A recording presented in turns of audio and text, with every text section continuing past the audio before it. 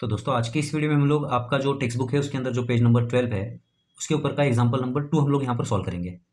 तो सबसे पहले ये वाला जो एग्जाम्पल है इसको मैं स्क्रीन पर लेता हूँ, ठीक है, तो आपको रीड करने में आसानी होगी। तो अब सबसे पहले रीड करिए, क्वेश्चन आपके स्क्रीन पर दिख रहा है, ठीक है। A tennis ball is thrown up and reaches a height of 4.05 metre before coming down. मतलब देखिए एक टेनिस बॉल है और ये जो टेनिस बॉल है इस टेनिस बॉल को ऊपर फेंका गया है, ठीक है, ये ग्राउंड है मान लेते हैं, ठीक है। तो इस ग्राउंड से इस ऑब्जेक्ट को ऊपर फेंका गया है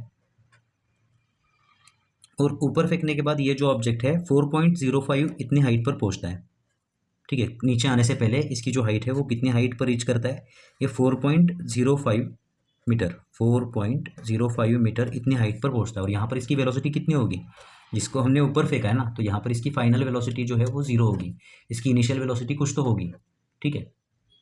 तो अब हमें क्या पता करना है, what is it's initial velocity. तो हमें यहाँ पर इसकी इनिशियल वेलोसिटी पता करनी है। How much total time will it take to come down. तो हमें इस ऑब्जेक्ट को ऊपर जाके नीचे आने के लिए कितना टाइम टोटल लगता है ये भी पता करना है। तो पहले तो हमें यहाँ पर देखिए इनिशियल वेलोसिटी पता करनी है और दूसरा हमें यहाँ पर पता करना है, हमें यहाँ पर टोटल टाइम पता करना है, ठीक है। हमें यहाँ पर टोटल टाइम पता करना है, ये ऑब्जेक्ट को ऊपर जाके नीचे आने के लिए जो टाइम लगता है वो हमें यहाँ पर पता करना है।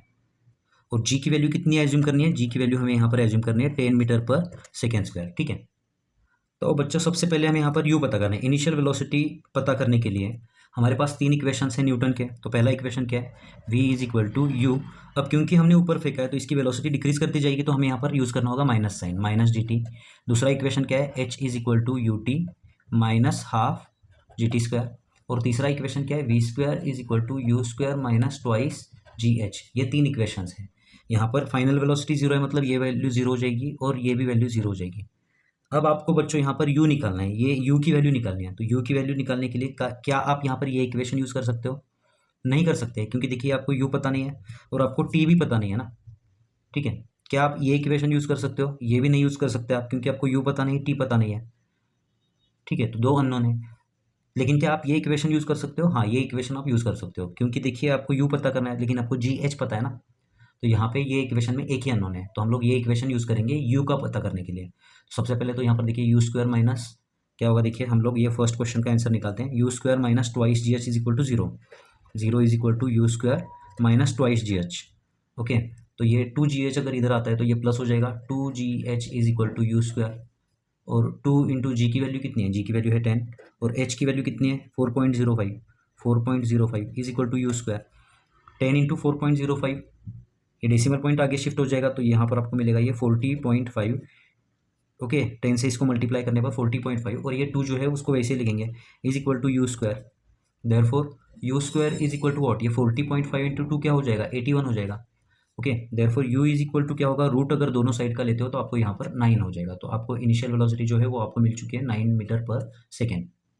अब बच्चों हमें यहाँ पर क्या पता करना है, हमें यहाँ पर पता करना है टोटल टाइम। मतलब ये जो ऑब्जेक्ट है इस ऑब्जेक्ट को ऊपर जाके नीचे आने के लिए टोटल टाइम कितना लगता है। तो फ्री फॉल में हमेशा एक बात याद रखिए, इस ऑब्जेक्ट को ऊपर जाने के लिए जितना टाइम लगेगा उतना ही टाइम इसको नीचे आने के लिए लगेगा, ठीक है। तो हम लोग क्या करेंगे, यहाँ पर हम लोग ऊपर जाने के लिए कितना टाइम लगेगा ये निकालते हैं और उसको मल्टीप्लाई बाय 2 करेंगे तो हमें ये आंसर मिल जाएगा, ठीक है। तो ऊपर जाने के लिए इसको कितना टाइम लगेगा वो हम कौन से इक्वेशन से निकालेंगे। अब हमें यू भी पता चल चुका है, जी पता है, तो हम टी ये इक्वेशन यूज़ कर सकते हैं ना, ठीक है। तो हम लोग ये वाला इक्वेशन यूज़ करेंगे सेकेंड आंसर को निकालने के लिए। तो सबसे पहले तो हमें कौन सा टाइम मिलेगा, ऊपर जाने के लिए लगने वाला टाइम मिलेगा इस इक्वेशन से, ठीक है। तो यहाँ पर देखिए v is equal to u minus d t. V की वैल्यू कितनी है, v की वैल्यू है 0, u की वैल्यू अभी अभी हमने पता की है 9, माइनस जी की वैल्यू कितनी है, ये जी की वैल्यू है 10 इंटू टी।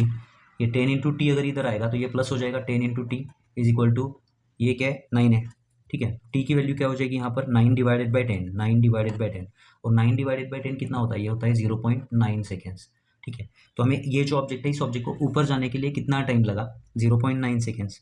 तो इसको ऊपर जाके नीचे आने के लिए कितना टाइम लगेगा, टोटल टाइम क्या होगा, जितना ऊपर जाने के लिए लगेगा उतना ही नीचे आने के लिए लगेगा ना, ठीक है। तो टोटल टाइम क्या होगा, टोटल टाइम क्या होगा यहाँ पर, total time will be 0.9 plus 0.9, तो ये हो जाएगा 1.8 second and this is your final answer, okay.